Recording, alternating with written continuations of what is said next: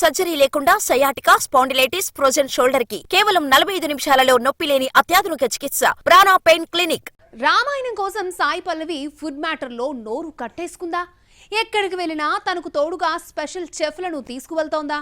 Social media rumours పై ఫిదా beauty అంత serious అవ్వాల్సిన అవసరం ఏంటి? సాయి పల్లవి రూమర్లకు, గాసిప్లకు ఎప్పుడూ దూరంగా ఉంటుంది.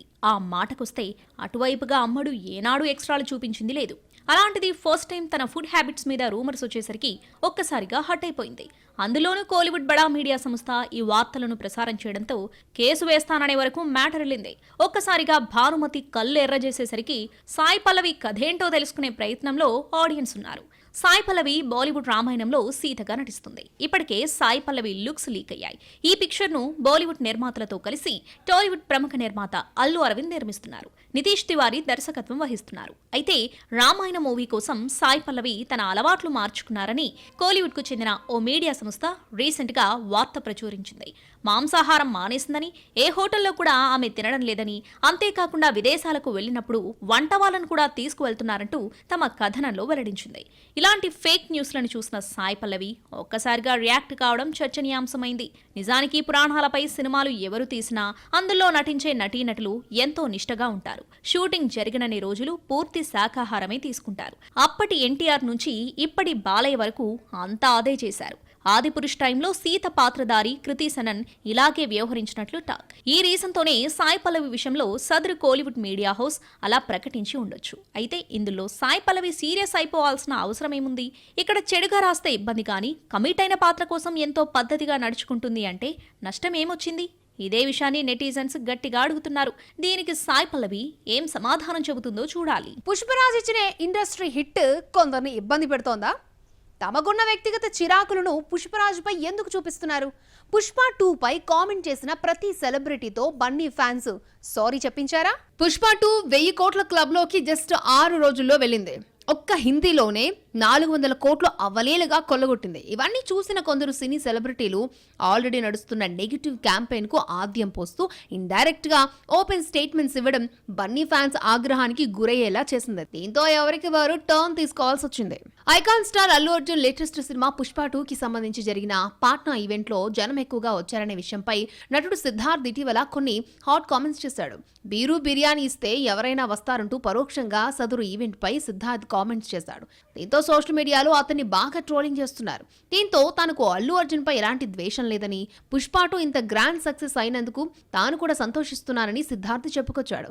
ఈ స్టేట్మెంట్ తో పుష్ప 2 పై తాను చేసిన కామెంట్స్ వివాదానికి ఫుల్ స్టాప్ పడిందని సిద్ధార్థ్ భావిస్తున్నాడు. రాజేంద్ర ప్రసాద్ హరికథ సినిమా ప్రెస్ మీట్ లో హీరోల క్యారెక్టరైజేషన్ పై మాట్లాడడం పెద్ద వివాదమై కూర్చుంది. రాజేంద్ర ప్రసాద్ మాట్లాడుతూ, నిన్నగాక మొన్న చూసాం, ఎర్రచందనం స్మగ్లర్ వాడు హీరోనా? నేడు హీరో క్యారెక్టర్ మారిపోయింది. నేను హీరోనా? లేడీస్ స్టైలర్ హీరోనా? వాడో పెద్ద సన్నాసి. అప్పులప్పారావు హీరోనా? వాడు వెధవ. ఏప్రిల్ 1 విడుదల, వాడొక పెద్ద దొంగ. ఇవన్నీ మన చుట్టూ ఉన్న పాత్రలను హీరోలుగా చూపిస్తూ సినిమాలు తీస్తున్నారంటూ కామెంట్ చేశారు. అయితే ఆ కామెంట్స్ ని తప్పుదారి పట్టిస్తూ అల్లు అర్జున్ పై పుష్ప సినిమాపై కామెంట్స్ చేశారంటూ ఇష్టం వచ్చినట్లుగా కథనాలు వెలుగులోకొచ్చాయి. దీంతో నటకిరీటి బన్నీ తన కొడుకు లాంటివాడని, అతనిని నేనెందుకు అలా అంటానంటూ వివరణిచ్చుకోవాల్సి వచ్చింది. దీంతో రాజేంద్ర ప్రసాద్, సిద్ధార్థ్ ఇద్దరు బన్నీ ఫ్యాన్స్ కి తలవంచక తప్పలేదు అనే చర్చ గట్టిగా నడుస్తోంది. సంక్రాంతి సినిమాలో డాకు మహారాజ్ కి డిమాండ్ ఎక్కువగా కనిపిస్తోందా? గ్లోబల్ స్టార్ చెర్రీ కూడా గేమ్ చేంజర్ తో అంతటి బజ్ ని క్రియేట్ చేయలేకపోయాడా? సంక్రాంతి సినిమాగా బాలయ్య పిక్చర్ వస్తే ఈసారి కూడా వార్ వన్ సైడ్ అయిపోతుందా? సంక్రాంతి పోటీలోకి గేమ్ చేంజర్ రాకతో కుర్ర హీరోకి మంచి బజ్ వస్తుందని అంతా అనుకున్నారు. కట్ చేస్తే సీనియర్ హీరో మిగతా హీరోలందరినీ కంట్రోల్ చేస్తున్నాడు. అవును, డాకు మహారాజ్ ఈసారి సంక్రాంతి సినిమాల్లో మోస్ట్ ఫేవరెట్ గా కనిపిస్తున్నాడు. అందులోనూ బాలయ్య బాబుకు సంక్రాంతి సెంటిమెంట్ ఎప్పుడూ కలిసొస్తూ ఉంటుంది. అదేవిధంగా ఈసారి కూడా వర్కౌట్ అవుతుందనే ఈక్వెషన్స్ ట్రేడ్ వర్గాల్లో వినిపిస్తున్నాయి. గేమ్ చేంజర్ రావడానికి వస్తుంది, కానీ ఎందుకనో శంకర్ స్థాయి సినిమాల ఇప్పటి వరకు ఎలాంటి బజ్ క్రియేట్ చేసుకోలేకపోయింది.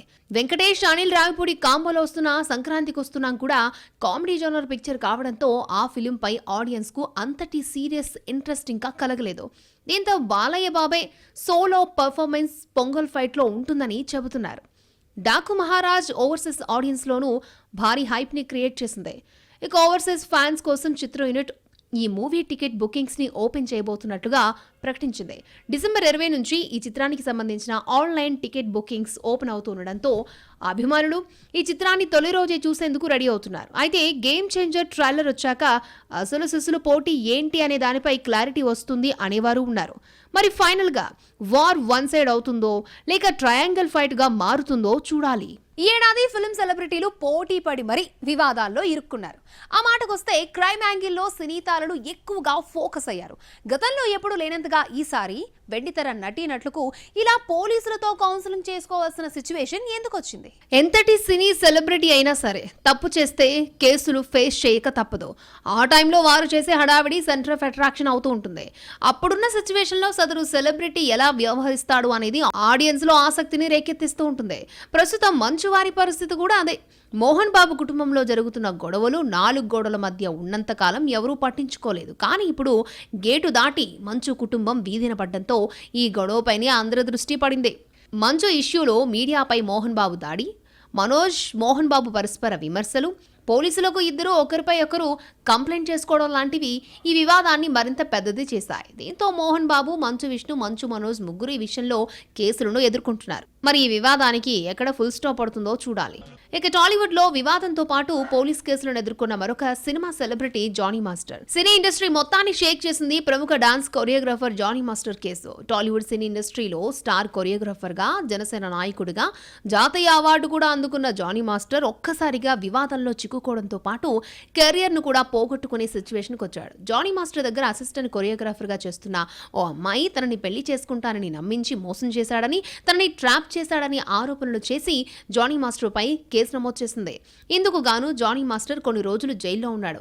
అయితే ఎవరో కావాలనే జానీ మాస్టర్ పై ఇలా వివాదం క్రియేట్ చేశారని, కావాలని ఆమెతో ఇలా కేసు పెట్టించారని మరొక వాదన కూడా ఉంది. అందులో నిజం ఎంత ఉందో తెలియాల్సి ఉంది. మనోభావాలను వ్యక్తం చేయడంలో ఒకరు, గర్ల్ ఫ్రెండ్ తో సహజీవనం చేసినందుకు మరొకరు కేసుల్లో ఇరుక్కోగా, ప్రియురాలి కోసం హత్య కేసులో జైలుకెళ్లిన హీరోలు కూడా ఈ ఏడాది మనకు దర్శనమిచ్చారు. ఈ తరహా వ్యవహారాలు 2024తో ఆగుతాయా? వచ్చే ఏడాది కూడా కంటిన్యూ అవుతాయా? యంగ్ హీరో రాజ్ తరుణ్ పై గతంలో కూడా కొన్ని ఆరోపణలు వచ్చాయి.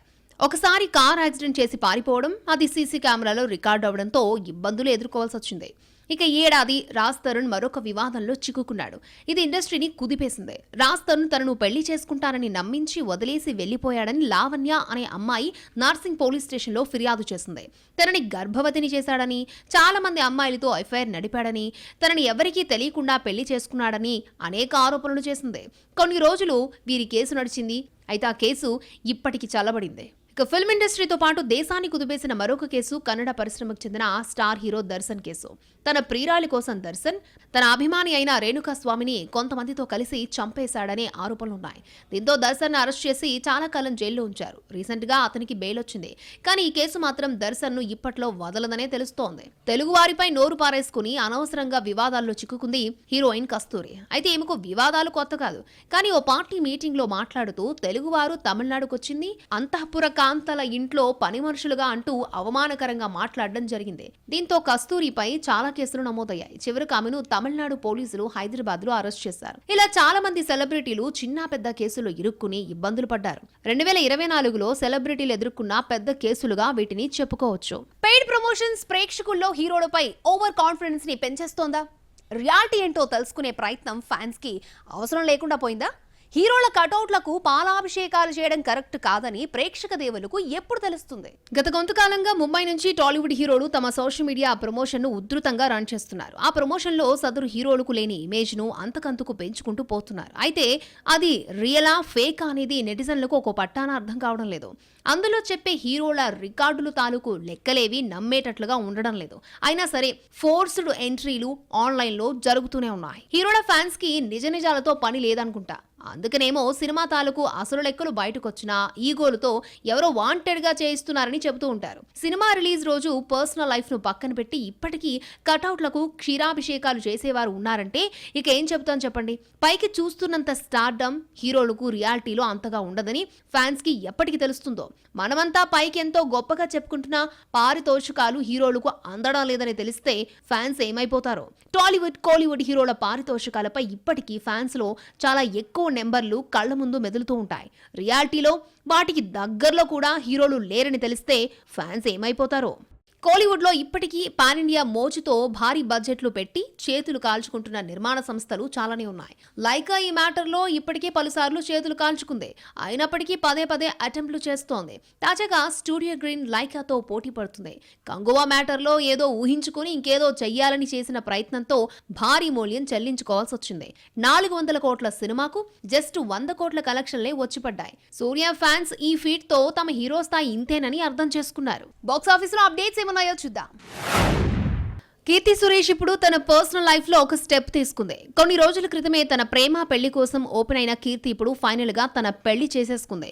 తన చిరకాల ప్రేమికుడు ఆంటోనీని గోవాలో వివాహం చేసుకోగా ఆ పెళ్లికి సంబంధించిన పలు బ్యూటిఫుల్ విజువల్స్ ఇప్పుడు వైరల్ గా మారాయి. డాకు మహారాజ్ ఫస్ట్ సింగిల్ ను మేకర్స్ డిసెంబర్ 14న రిలీజ్ చేస్తున్నట్టుగా అనౌన్స్ చేశారు. అలాగే ఇదొక పవర్ఫుల్ ట్రాక్ అంటూ తెలిపారు. దీనికి సంబంధించిన ప్రోమోని డిసెంబర్ 13 ఉదయం 10:08 వదలబోతున్నట్టుగా తెలిపారు. ఫహద్ ఫాజిల్ బాలీవుడ్ లోకి ఎంట్రీ అవుతున్నాడు. ఇంతియాజ్ అలీ డైరెక్షన్ లో ఒక సినిమా చేస్తున్నాడు.